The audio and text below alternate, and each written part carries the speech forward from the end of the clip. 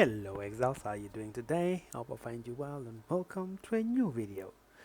So in this video I just want to talk about my plans for 0.4 League, the last of the Druids. So I was struggling with picking a build to play, but after I heard Jonathan say this, make it happen, right? So now, for example, we just added a keystone, which is that you can use a scepter with a talisman in order to get spirit as an animal. But then the keystone downside is that you got minus 50% spirit.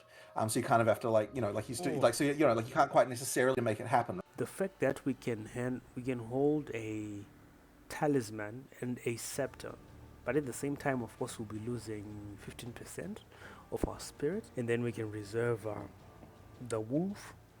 As Jonathan said, you can reserve the wolf support, the wolf spirit gem, which gives you 6 wolves, and then you can use the mark to get maybe 10 up to 15 other wolves, additional wolves. But that is not all that I'm looking at here. Now if we look at the Shaman ascendancy, the first thing that is interesting to me is gain 40 spirit for each available empty charm slot. So if we have 3 charm slots, that gives us 120 spirit. If this is actually true, this is actually quite insane for minions. Alright, I think it almost counters the 15% loss from that keystone. Okay, and I think I'm going to be playing this simply because of sacred flow. Now what would be the rest of the ascendancy like? If I get this first, the second one will be wisdom of the magi.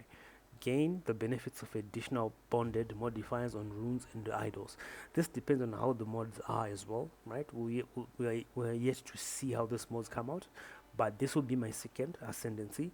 And then for the third and fourth ascendancy, I'll either go for the rage if I'm going to be doing damage myself as the wolf, also if I decide to do that, or I could just go for tankiness with avatar of evolution and reactive growth. What reactive growth does is take 4% less damage per adaptation, matching that adaptation's type.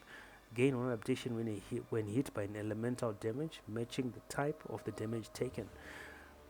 Then also we have adaptation, never duration of 10 seconds, but we also have fierce damage taken as elemental, 5%, and then, well, that is basically 15% fierce damage taken as elemental, and then take 4% less elemental damage per adaptation, matching the adaptation's type. That makes us pretty tanky.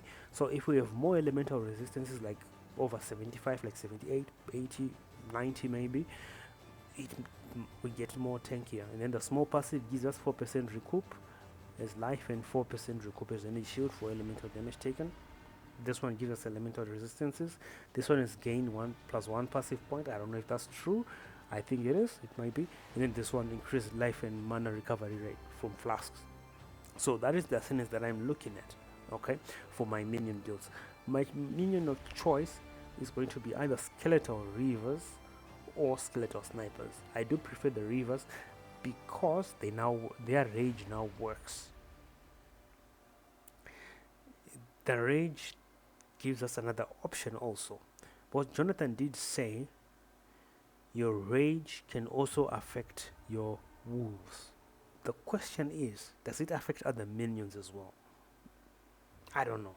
Maybe it does affect only the wolves, but if by a small chance it does affect all our minions, that would be insane. That means we no longer have to press rage on the command for our reavers. We can just use our own rage. That means we'll no longer be taking Avatar of Evolution. We'll be going the route for Druidic Champion and Furious Wellspring. That's what we'll be going for, right? So this is my initial thought, my initial plan for 0.4. I don't know what you think about this, guys. Let me know in the comment section if you would change this, how you would change this, how you would improve this. Otherwise, thank you guys for watching up to this point. Subscribe, leave a like and leave a comment, and I'll see you guys in the next video. Cheers.